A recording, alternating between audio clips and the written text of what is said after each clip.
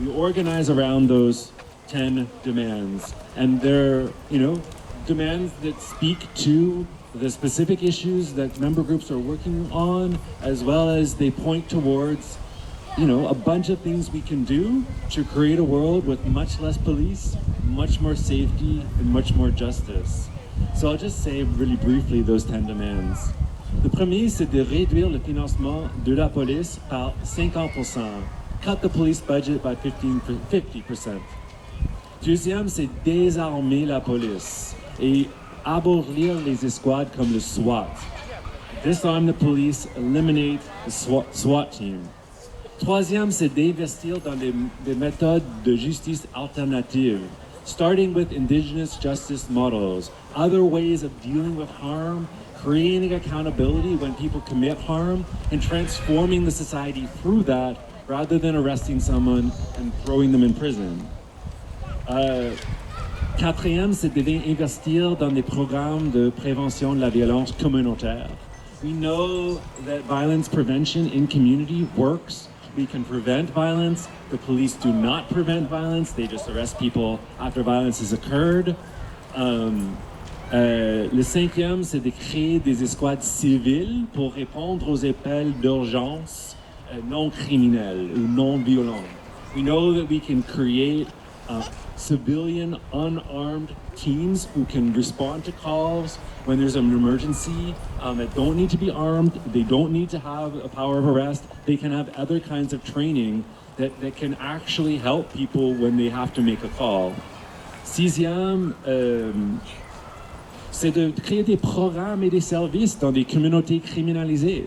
There are so many neighborhoods in Montreal where the only investment we make is police. We want less police in those neighborhoods, and we want more of everything else. More programs for youth, better after-school programs, arts, sports, things that people can afford. We need to invest in the communities that we've underinvested in and sent the police in to deal with the symptoms of that. Le septième, c'est de décriminaliser les drogues, le travail de sexe et le statut VIH. That goes without saying, and we've got Spectre talking about harm reduction, other ways of dealing with the harms that sometimes result from drug use without needing the police. We've got a workshop later this afternoon about a campaign to decriminalize drug possession. Septième, on est presque là, c'est d'éliminer les règlements municipaux qui sont là juste pour contrôler le monde. Eliminate all these bylaws around what they call incivilité. Laws that have to do with not resting on a bench, not drinking or urinating in public. Laws that were created primarily to repress unhoused people and other people who are marginalized in public space. Neuvième, c'est d'abolir la police dans les écoles. Get police out of schools and other youth spaces. They don't need to be there. Et finalement, éliminer la collaboration entre la police et la police des frontières. Eliminate the collaboration between the police and the CBSA to end the surveillance and control of migrant people in our city. Alors ça, c'est les 10 revendications. On continue à croire qu'ils sont très importants et que si on peut faire des progrès sur toutes les revendications, c'est des pas vers un monde avec moins de police, idéalement un jour sans police. Thank you, Ted.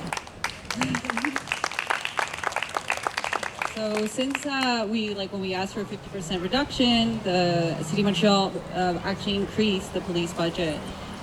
So I think that what's really important is that we can start taking these steps within our own communities and not wait for our governments to do so. So it's getting to know people in your community. This week was very tragic. We had 9 overdose deaths. 4 of them were Indigenous. Working with street communities, it's really breaks my heart that those things can be prevented if things were put into place. And it's also to invest more than just into harm reduction. It's to offer culturally safe places for people to heal, to detox. We have actually the solutions, and it's definitely not a money issue since we keep increasing money for police. So sometimes I think that what we can do is find out what are the organizations in our area, who are the people that may be struggling in our neighborhoods. If there's like a neighbor that might be, dealing with some kind of mental health issues, or maybe there might be some domestic violence and so forth, is to get to know them. Because sadly enough, when we call the police 911, it's kind of a toss-up, like what's going to happen. And like we want to think about like the times that here in the last recent years with Pierre Corriellan, Nicholas Gibbs, Sheffield Matthews, those were people dealing with mental health crises, and their deaths were senseless. Like if we would have sent people to actually respond with compassion, they would be alive today. So I am asking that we like show a lot of compassion towards each other, maybe meet people that may not understand what defunding the police, to meet them with compassion, not judgment, because it's something that we've been taught that police are there to protect. It's like really a societal value. We see it in media and movies, and they might not understand. So it's really not to come from a judgment, and that's how we change consciousness, and that's how we change how this issue, and that's how we're going to defund the police and hopefully dismantle and abolish it at some point. Maybe not in my lifetime, but I'm confident.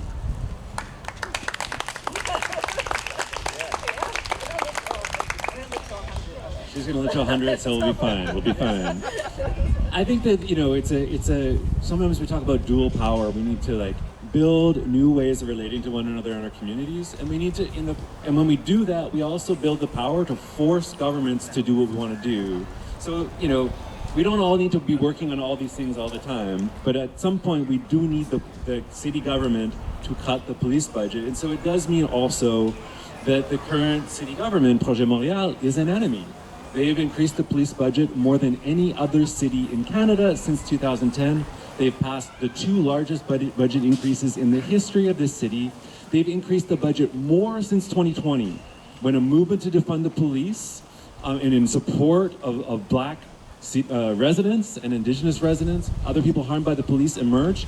They responded to that movement by going the other direction and increasing the budget more than they had before there was a movement. It's a party that's really good at making bike lanes, and I bike year-round. I love the bike lanes, but it's also a party of white gentrifiers like this guy, and that their base is not affected by the police, so they don't care, and B, a characteristic of white gentrifiers and property owners is they like the police because they don't like les choses qui nous fait peur, which are not dangers. They're sources of discomfort for people who just are used to feeling pleasant everywhere. And so, we need to build a movement in our communities to support each other, and a movement against this government to pressure them to do things that they will not do, and in the long term get an actual left-wing government that supports justice for everyone into power. And so lastly, I want to say thank you to the people who organized this event. Jess and I have been involved for 3 years, but we're tired.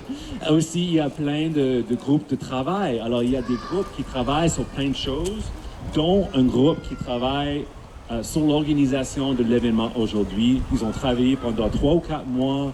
Ils ont fait un énorme travail. Ça va nous bénéficier tout le monde, tous. Alors, the people to thank are Noélie, Gabrielle, Jay, Lacey, Asif, Sona, Scott with 1 T, and Sasha. Thank you so much, team. It's already a wonderful event. It's already wonderful to see you here. They made this happen. We all made this happen because we're here, but it's going to feel better as the day goes on. And the last thing is, if you don't have a schedule for the event, they're available at the 3 welcome tents right there, and right there. The workshops are happening in these 2 spaces over here. This is known as left stage. This is known as right stage, but we're all to the left, so it's like question of degrees. And so the first 2 workshops that are happening are one right there called Policing and Resistance in Little Burgundy, 1980s to present. So it's a history of the struggle against the police in the neighborhood in which we're standing. Et l'autre, c'est Disrupting White Supremacy Through Storytelling. Alors, on va prendre une pause de comme 5 minutes.